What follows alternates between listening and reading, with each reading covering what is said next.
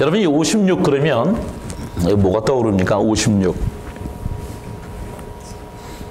예? 7, 8이 기억이 난다고 하네요, 우리 와이프가. 예. 에스겔서와 연관되어 있는 겁니다. 56. 뭐랑 연관되어 있을까요? 56이라는 단어는 어떤 단어냐면 에스겔서가 1장부터 48장이라고 하는 그 범위 안에 무려 56번이나 Know that I am the Lord. 내가 여호와인 줄을 알게 하겠다. 안다. 알리라. 라고 하는 말씀을 갖고 있습니다. 여러분 지난주에 설교 가운데 여러분 여호와 샴마 여러분 기억납니까? 뜻이 뭐였죠? The Lord is there. 하나님이 거기에 계셨다라는 거죠. 여러분 왜 56번이나 내가 여호와인 것을 알게 하리라 라고 적어놨을까요? 왜 56번이나 너희는 내가 여호와 하나님 것을 알게 하리라 라고 적어놨을까요? 생각하면 이런 거 아닐까요? 모든 하나님 백성들이 하나님이 누구이신지를 모르고 살고 있다는 것입니다. 지난주에 나눴던 제가 이 발음이 안 돼가지고 굉장히 아주 곤경에 빠졌던 지난주였는데요. 에이티즘 그리고 에이그노스티시즘. 그러니까 무신론과 불가지론에 있는데 그들은 모두 하나님이 없다라고 생각하는 사람들인데 차이가 뭘까요? 앞에 있는 것은 하나님이 진짜 없는 거예요. 하나님이 없기 때문에 모르는 거예요. 근데 두 번째는 뭐냐면 하나님이 있는지 없는지가 중요하지 않고 내가 하나님을 지금 인식할 수, 알 수가 없기 때문에 오늘 그 하나님은 내가 없다라고 여기는 것이죠. 한 가지만 더 물어보겠습니다. 누가복음 22장 27절 19절 보니까 예수님께서도 돌아가시기 전에 성만찬 하시면서 이런 얘기를 합니다. 떡과 잔을 나눈 다음에 이렇게 얘기하죠. 이것은 너희를 위하여 주는 내 몸이라. 너희가 이를 행하여 나를 기념하라 라고 얘기합니다. 그러니까 성만찬 할 때 나를 기념한다. 이 기념한다는 얘기는 어떤 의미냐? 사실 기념한다는 의미의 영어의 정확한 의미는 뭐냐면 나를 기억하라 라는 것입니다. 내가 십자가 달려 죽을 너희의 구원자 하나님인 것을 기억하라 라고 하는 말씀을 예수님이 성만찬 통해서 말씀하신 것이죠. 여러분들은 하나님이 누구신지 아십니까?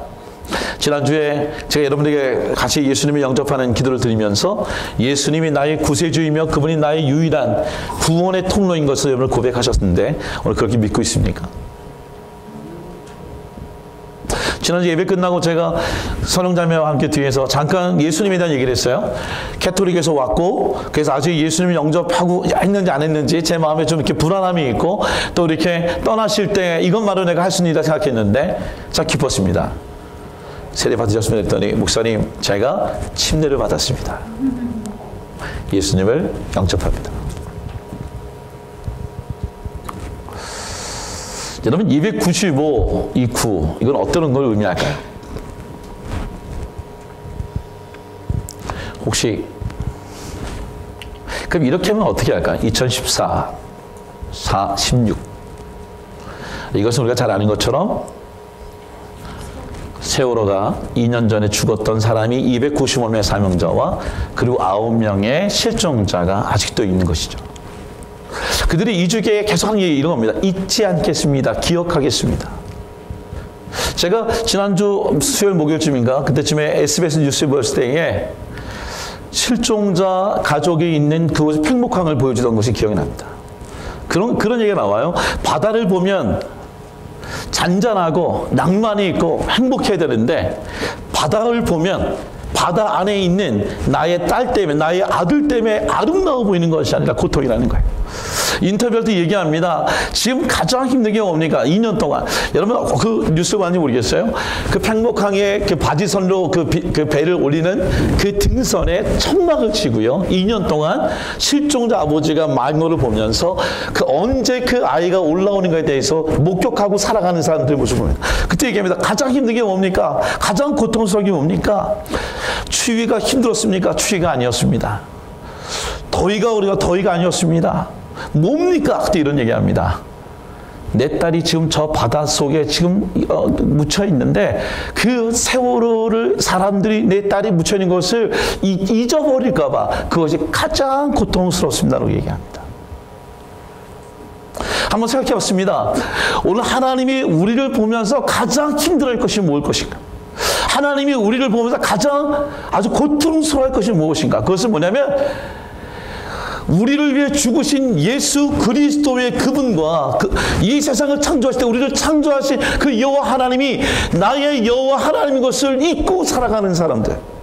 어떻게 보면 하나님이 그분이 나와 아무 관계없이 살아가고 있는 부분들.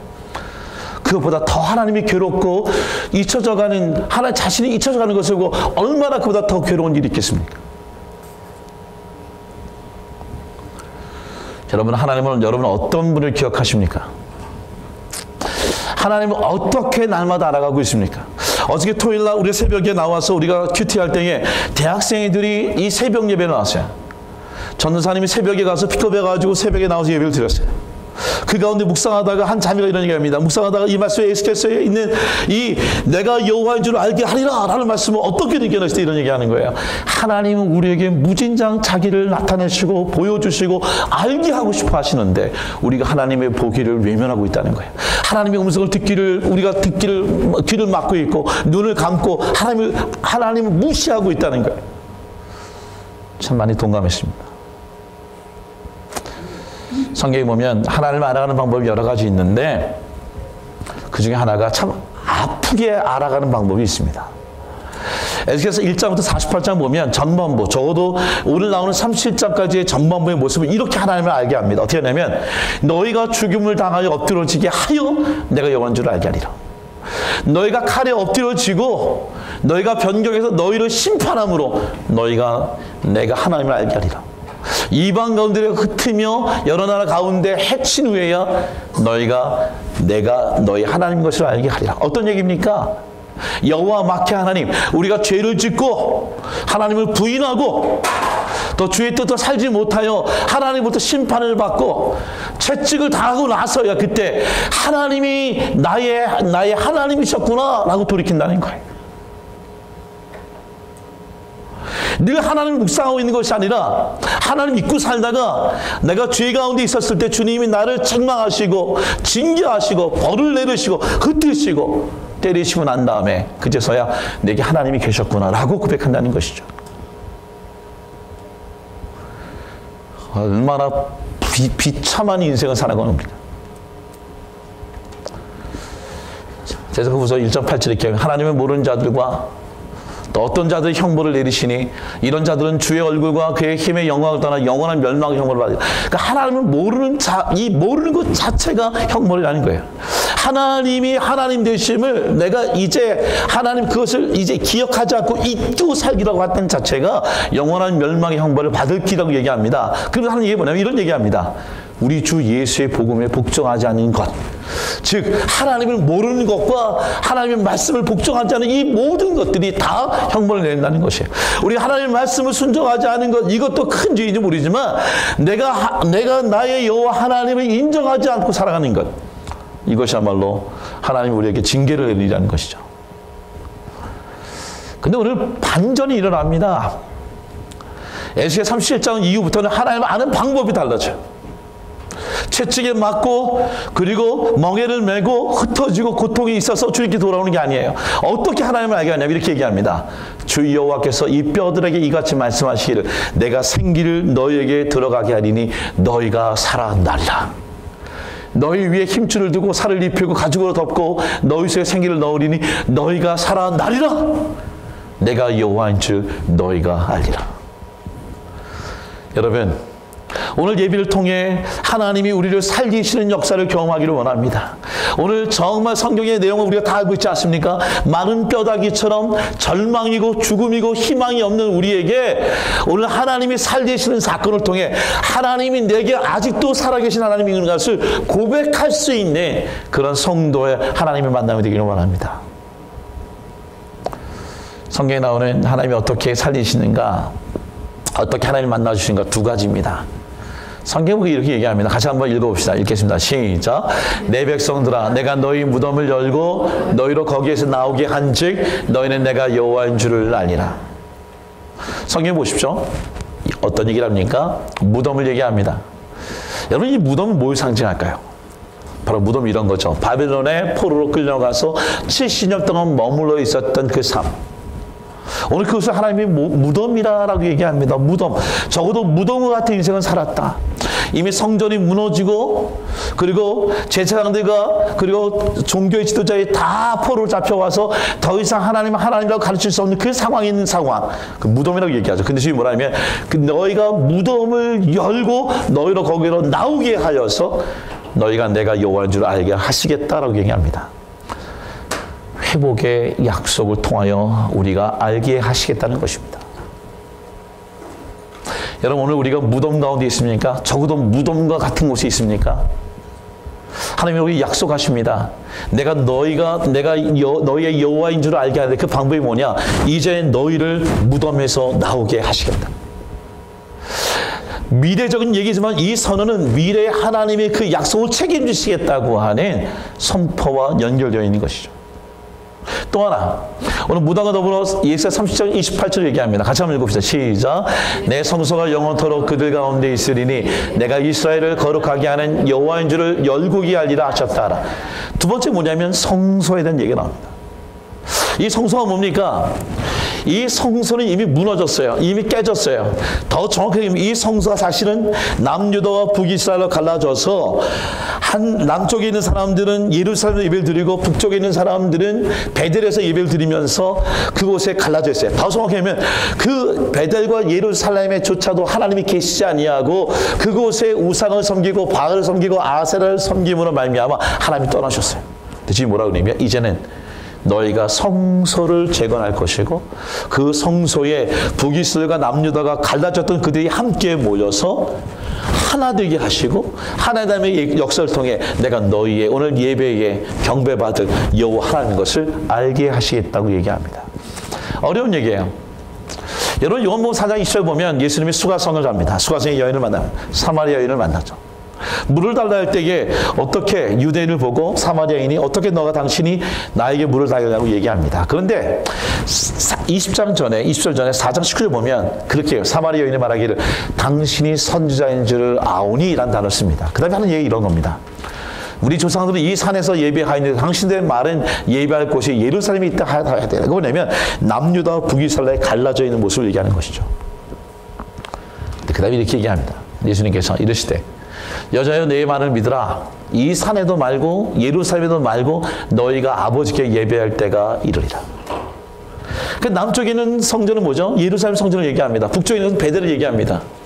어떤 얘기냐면 하나님은 예루살렘도 아니고 베델이라는 장소가 있는 것이 아니라 더 중요한 것은 이렇게 장소적으로 나뉘어져 있는 것이 아니라 하나님이 오실 때는 이 산과 예루살렘도 말고 너희가 아버지께 예배할 때가 이르니 즉 하나가 되어 인종과 피부와 계급과 계층과 가진 자와 못 가진 자가 모두 하나가 모여서 예배 드리는 때가 올 것이라고 지금 선언해 주시는 것이죠.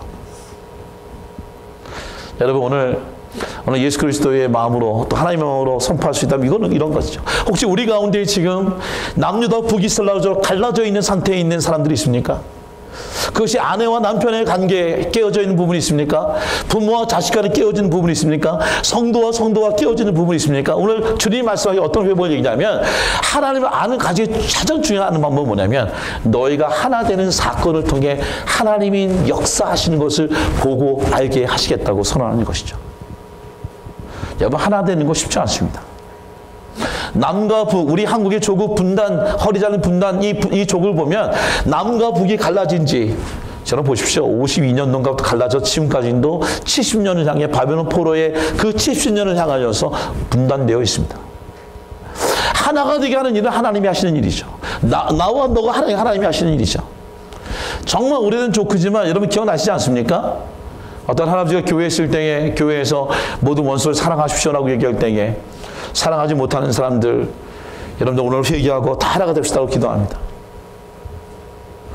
오늘 이제 원수를 다 잊어버리고 누구든지 다 사랑하면 손들어 보셨더니 왜 할아버지만 손들죠? 한 95한 할아버지가. 목사님 드디어 하나님께서 역사하셔서 이 할아버지에게 하나님의 사랑의 마음을 주셔서 하나 되게 하셨습니다. 막 그러면서 물어봅니다. 어떻게 그렇게 누구를 다 용서할 수 있는 마음을 주셨냐고. 그때 할아버지가 뭐라고 얘기하죠? 늙어서 다 죽었어. 다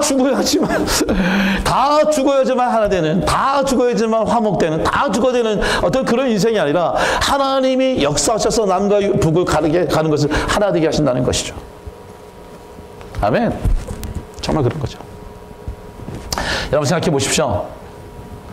지금 성경에 나오는 가장 바빌론 포로에 잡혀갔던 그 메인 이유가 뭐였습니까? 좀 더 정확히 얘기하면 여기는 아시리아의 멸망을 당하고 바벨론에 멸망되기 전에 더 큰 문제는 뭐냐면 하나님이 한 민족으로 이루었던 이스라엘 백성들이 르호보암과 여로보암이라고 하는 두 왕으로 분단됐던 모습입니다. 분리됐던 모습이에요. 그래서 BC 930년의 분열을 통해 어떤 일이 생기냐면 아시리아 전쟁이 왔을 때에, 바벨론 전쟁이 왔을 때에, 애굽이 전쟁이 왔을 때에 남유다와 북이스라엘이 하나가 되어 정하는 것이 아니라 아하스 왕은 아시리아와 함께 하나가 되어서 그리고 북이스라엘을 공격하고 또 북이스라엘 애굽과 함께 하나가 돼서 남유다를 공격하고 서로 세상과 결탁하여 죽이는 일들이 이스라엘 역사에 있었습니다. 근데 보세요. 역설적이게도 하나님이 하나 되게 하시는 방법이 뭐였냐면 아수를 통해 북이스라엘을 멸망시키고 남유다를 통해 바벨론을 통해 남유다를 멸망시켜서 그 나라를 다 무너뜨린 다음에 어떻게 하십니까? 70년 동안 다 흩어지게 하신 후에 다시 돌이켰을 때는 남유다도 아니고 북이스라엘도 아니고 하나가 되는 역사를 하나님께서 허락해 주셨습니다. 여러분, 오늘 성경에 보면은 이렇게 하나님께서 회복의 역사를 주시고 하나됨의 역사를 주시는 방법에 대해서 좀 나누려고 합니다. 어떻게 하셨습니까? 에스겔 30장 4절 보면 오늘 본문에 나오는 것을 이스라엘 백성을 두고 이스라엘을 두고 남유다를 두고 하는 게 뭐냐면 너는 마른 뼈다귀와 같다라고 얘기합니다. 시체라는 거죠. 북이스라엘이 남유다를 공격했을 때에 아하스 왕을 쳐들어왔을 때 그때에 무려 12만 명이 죽고 20만 명이 포로로 잡혀갑니다. 이런 일이 비일비재했었어요.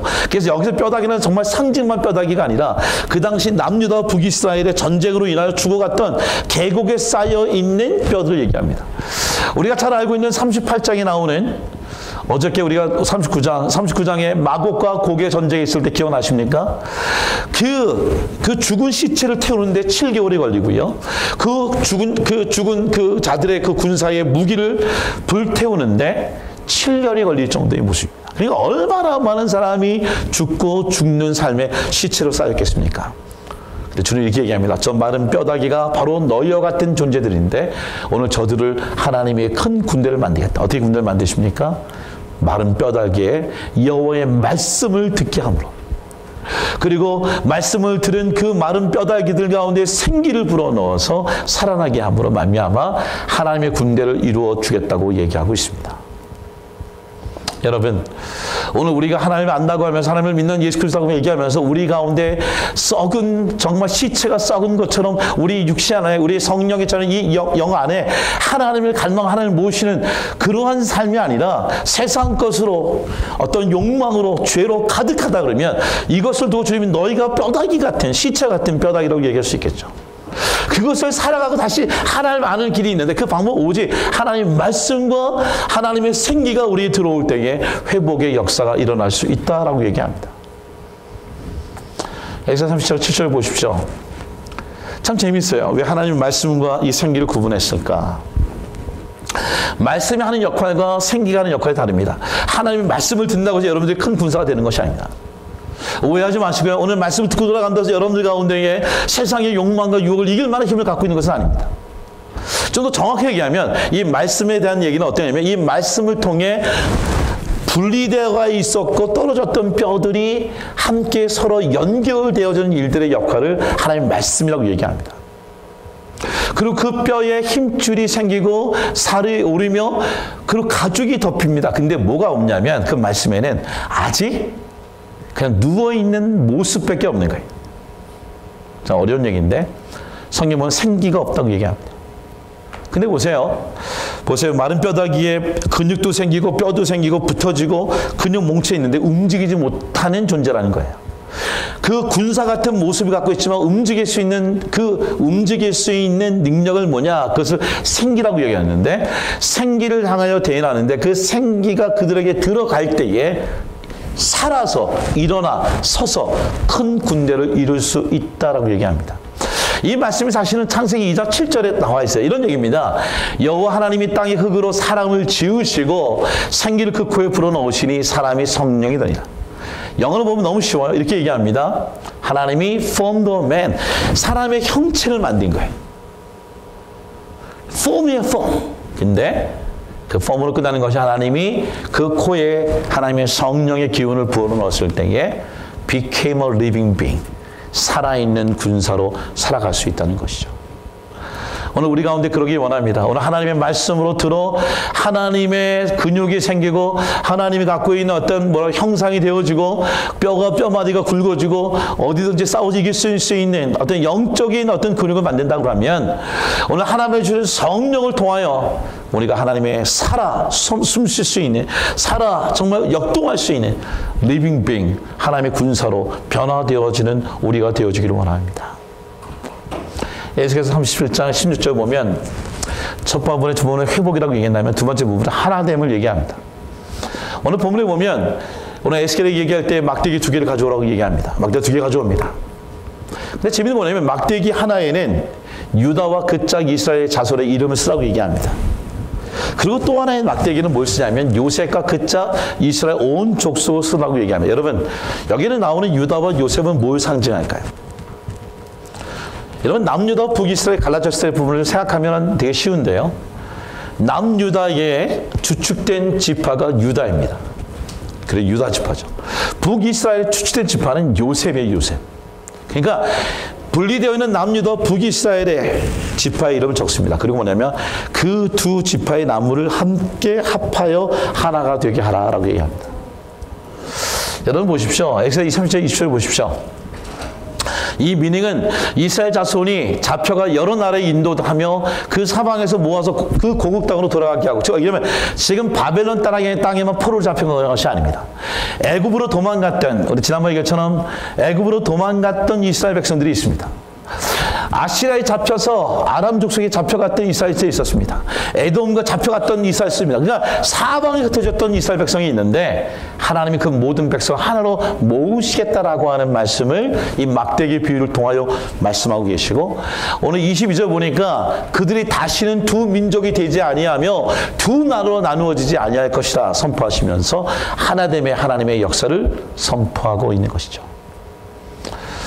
본문을 보면 이런 것입니다. 그 당시 남유다와 북이스라엘 모습입니다. 이 남유다와 북이스라엘 모습을, 사실 이 모습이 아니라 원래의 모습은 뭐냐면 하나의 나라의 땅이었는데 그 땅 안에 오늘 베냐민이라고 하는 지파를 통해서 반을 나눌 수가 있습니다. 그래서 베냐민, 유다 이 두 지파가 하나가 되어서 남유가 되고요. 그리고 에이브라임, 므낫세를 이 위에 지파를 이 10개의 지파가 연결되어서 북이스라엘이 됩니다. 그래서 에브라임, 므낫세, 단, 시므온, 이사가, 스불론, 납달리, 아셀, 루벤 이렇게 10지파가 똘똘 뭉친 반면에 남유다는 유다와 베냐민 지파 똘똘 뭉쳐서 끼리끼리 팔을 이루고 그리고 갈라져서 분리되어 있는 모습을 주님이 보고 계셨고요. 이 분리되어 있는 것을 하나님이 깨부시기를 원하셨습니다. 참 재밌어요. 왜 남유다가 남자 유다가 되고 왜 북쪽이 되는가? 여러분 한번 제가 여쭤볼까요? 여러분 므낫세와 에브라임이 두 사람의 공통점이 뭡니까? 예? 엄마가 똑같다. 맞습니다. 예. 예. 엄마는 다 똑같죠. 12지파니까. 예를 들면 므낫세, 에브라임 누구니까? 요셉의 아들들이죠. 그러니까 요셉의 아들들이 중심이 돼서 이 10개의 지파가 하나가 된 거예요. 그 유다와 베냐민은 어떻게 하나가 됐을까요? 사실 형제가 아닌데, 오늘 성경 보면 창세기 43절 볼 수 있어요. 어떤 겁니까? 43절 보면, 오늘 요셉이 먼저 총리가 되었을 때에, 그때에 양식을 얻기 위해 야곱의 아들들이 갑니다. 근데 아들 갈 때에 누구를 데려오려면 베냐민을 데려오라고 합니다. 베냐민을 데려올 때에 야곱은 베냐민을 보낼 수 없죠. 이미 요셉이 잃어버렸기 때문에 요셉의 동생인 베냐민까지, 우리가 잘처럼 그 뭐라 그럴까요? 그 라헬의 이 두 아들을 잃어버리면 야곱의 마음이 아파서 보낼 수 없다고 할 때에 유다가 베냐민을 데리고 가면서 베냐민을 끝까지 책임지고 데리고 오겠다고 하는 서약을 하면서 약속했던 이 사건의 내용이 근거가 되는 것이죠. 어떤 얘기입니까? 유다와 이 베냐민이 하나가 되어서 한 민족을 이루고 그리고 요셉의 두 아들을 중심으로 10지파가 분리되면서 이스라엘이 하나가 되지 못하고 깨지고 그리고 분리되고 갈라지는 사건의 아픔이 있었다는 것이죠. 근데 하나님은 어떻게 합니까? 이걸 회복하시는 거예요.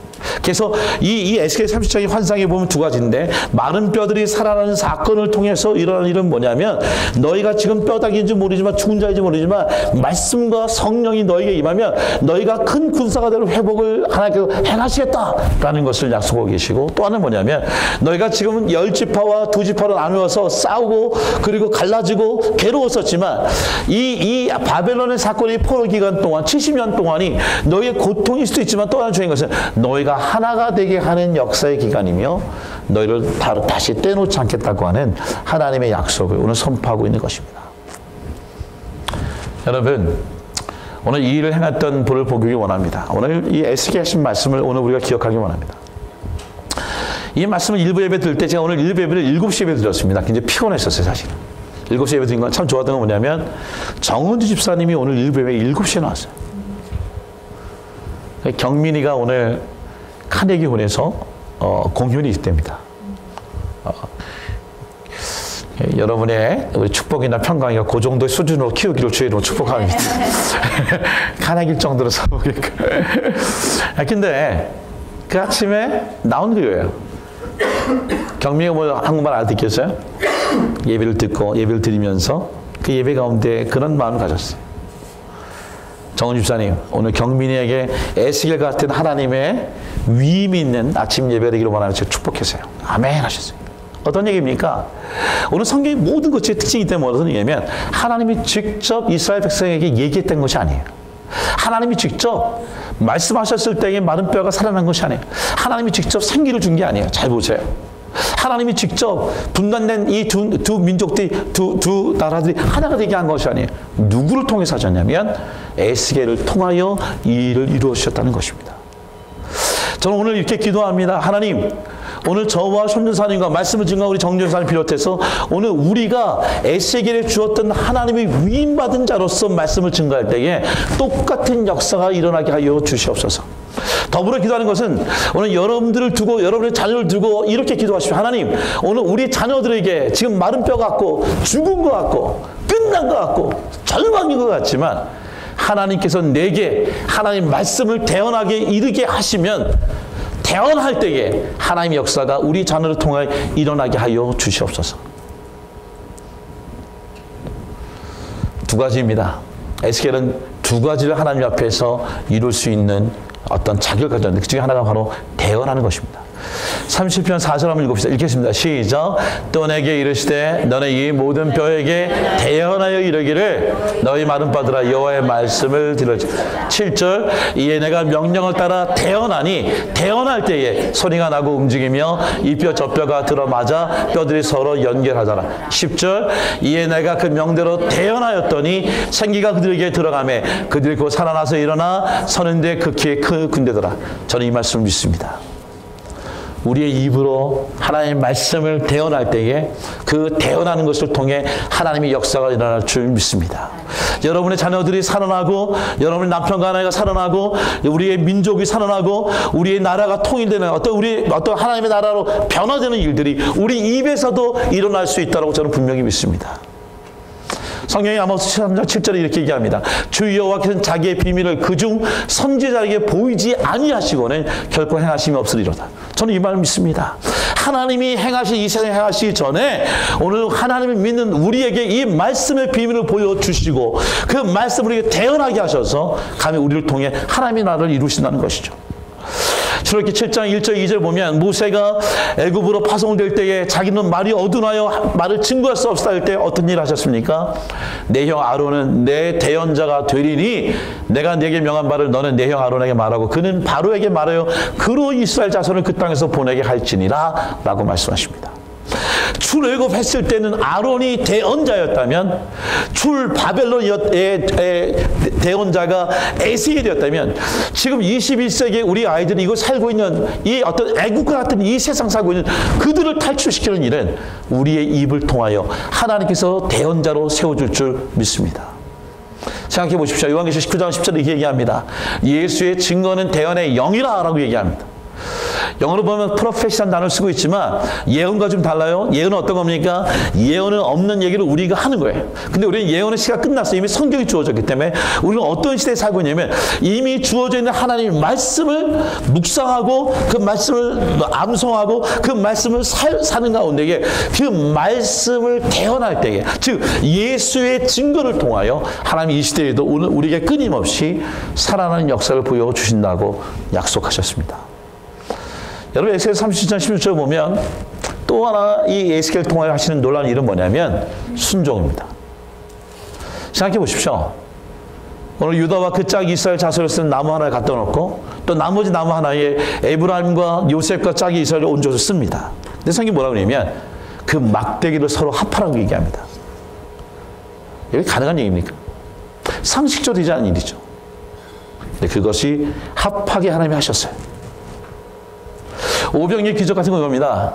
여러분 오병이적이 하나님께서 어떻게 합니까? 물고기 2마리와 그 다음에 떡 5개를 하나님께서 기도하시고 나눠주라 할 때에 여러분 언제부터 떡이 막 5,000명 오병이의 기적이 일어났을까요? 기도하실 때에 떡을 나눠줬을 때에 제자들이 나눠주면서 잘은 모르지만 제자들이 순종하여 그 일을 이룰 때에 오병이의 떡이 5,000명을 먹이고도 12가운데 남는 역사가 일어나지 않았습니까? 오늘 나와 너와 분리되어 있고 헤어지고 어떻게 보면 더 이상 함께 있고 싶지 않은 상황이 있을 수 있습니다. 근데 하나님께서 하나 되게 하라는 말씀을 순종하였을 때에 하나님이 하나 되게 하신 것을 보았던 것처럼 도저히 함께 있을 수 없는 상황에 놓여 있는 우리가 있을지라도 이 말씀을 순종하는 자들에게 똑같은 역사가 일어날 줄 믿습니다. 보십시오. 사도행전 5장 32절 이렇게 얘기합니다. 우리는 이 일의 증인이요 하나님이 자기에게 순종하는 사람들에게 주신 성령도 그러하니라. 성령이 언제 오십니까? 그것은 하나님께서 주의 영을 부어줄 때 그 영을 기다린 자들에게 그리고 그 영이 있었을 때 순종하는 자들에게 하나님의 역사를 허락하신다고 말씀하고 계십니다. 사무엘상 15장 22절 너무나 잘 아는 말씀이죠. 사울왕이 아무리 큰 전쟁에 승리를 했어도 사무엘이 제사를 집도해야 되죠. 자기가 제사를 집도하려고 하다가 하나님의 말씀 순종하지 아니하여 어떤 일이 합니까? 왕의 자리에서 버림을 받게 됩니다. 사랑하는 성도 여러분, 오늘 열방교회 안에 이 두 가지가 우리에게 있기 원합니다. 이런 자부심이 있어도 좋겠어요. 첫째는 하나님의 말씀과 하나님의 생기를 우리는 위임받았다. 그리고 이 위임받은 자들의 특권은 뭐냐?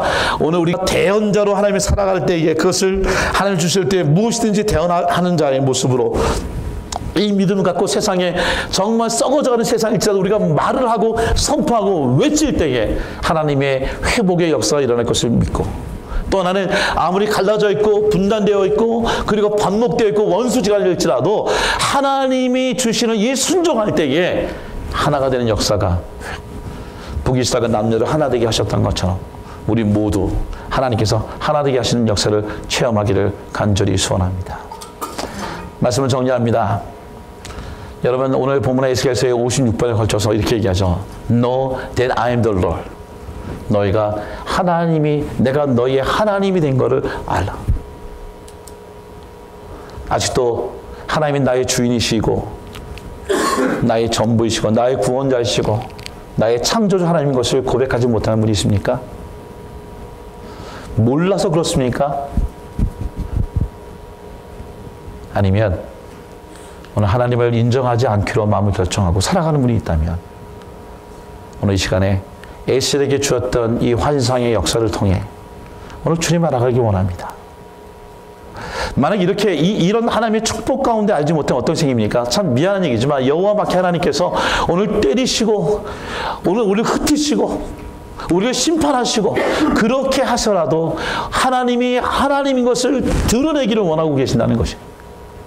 오늘 우리가 이 회복의 말씀, 하나님의 말씀, 이 말씀을 통하여 축복을 통하여 하나님이 하나님 되게 하시겠다고 하는 이 기회를 놓치지 말고 너 세상 가운데 주님의 대언자로 오늘 주님의 순종한 하나님의 종으로 이 세상을 살아가는 우리가 되기를 원합니다.